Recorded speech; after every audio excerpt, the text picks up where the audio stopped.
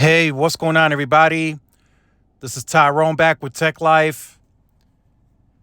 And a few of you have emailed me asking, is this growth for T-Mobile cause for concern? So let me explain. So according to Wall Street and their estimates, T-Mobile is in this second quarter set to take the leading growth again. Same as what they did during LTE. It looks like that may happen. And Wall Street is estimating T-Mobile to add total 1.2 million customers. So that would put them about 200,000 ahead of AT&T and, of course, way ahead of Verizon. Now, of course, the postpaid number, we'll see who's going to lead in that. AT&T did 800,000. That's going to be a tough number to beat for T-Mobile, but they may be able to do it. We'll see Wednesday. Wednesday is their earnings call, bright and early, and we'll know then.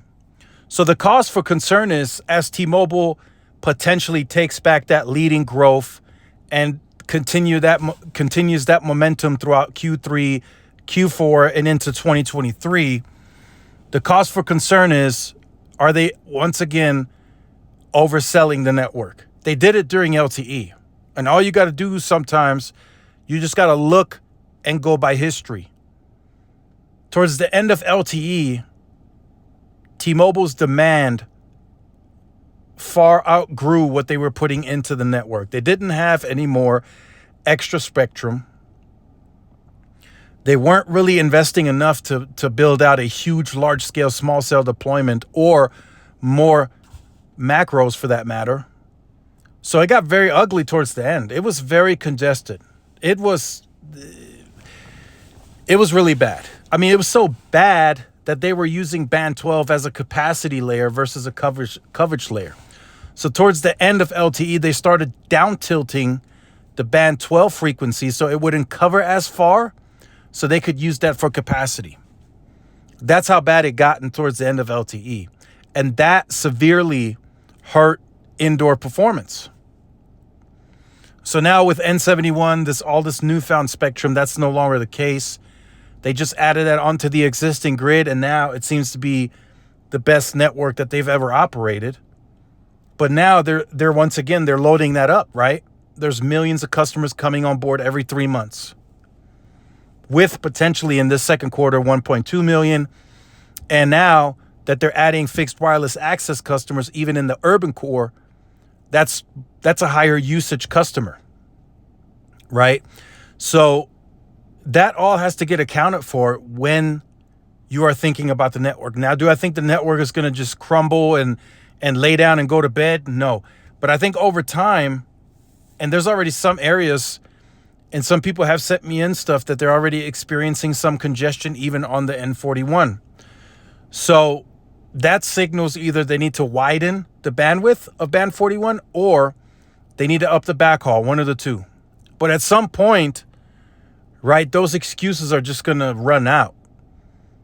You're going to have to eventually further densify, add small cells, or buy more spectrum. So is it necessarily a cause for concern for T-Mobile with them potentially taking back the leading growth? Right now, I think it's fine. I think they have that newfound capacity that they do need to fill because it's all about a return on investment, right? Verizon is stuck because they paid $52 billion and they got nothing for it but the spectrum. So now they have to build it out. And then while they're building it out, they have to figure out a way to get the return on investment. You know, now they're going to use fixed wireless access and whatever else they're going to do in the future.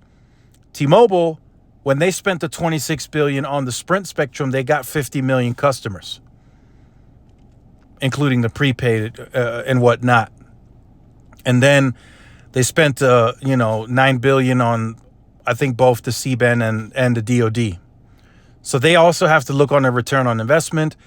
And theirs is going to be the same kind of right now. Their fixed wireless access is a huge part of theirs because they are so much more at scale right now with that mid-band. And then whatever else they dibble or dabble into. Whatever new adventure, whatever new app, whatever new use case gets created, that's what they're going to focus on. So you got to keep that in mind. T-Mobile is not able right now to invest as much in their network as a Verizon, as a AT&T. So T-Mobile has to step back, right? And it makes perfect sense. They have to step back and they have to invest more strategically and smartly. So they're going to invest in areas where they know they can win. And over the years, with their playbook, they've been winning in the urban market.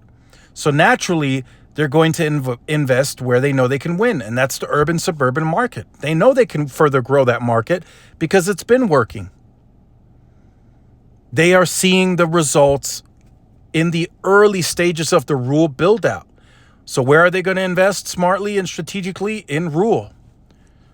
Are they going to spend big money in enterprise and wireline? No, because they don't have a footprint. So they most likely cannot win any huge share in the enterprise. That is locked up by AT&T and Verizon. Will they eventually get that going with a more aggressive partnership with wireline and maybe Lumen, and then get some of those enterprise customers? Sure. But that's still years out. In terms of at least investing a more significant amount that makes it more effective for them. But for now, that's just not the case. So they are already spending low, and they're cutting that even lower next year. So they have to invest more strategically and smartly. And invest where they know they can win. That's not a secret sauce. It just makes sense. So let me know what you think. I don't think this is the cause for concern. Could it be in the future? Yes, if they don't invest in enough density and more spectrum, that could be a cause for concern. But I think T-Mobile has learned their lesson, and they're now a much bigger company. So make sure you guys stay tuned to the channel. Like, share, subscribe to the channel. Follow my social media outlets for more updates and interactions. This is Tyrone with Tech Life, and I'll see y'all in the next one. Peace.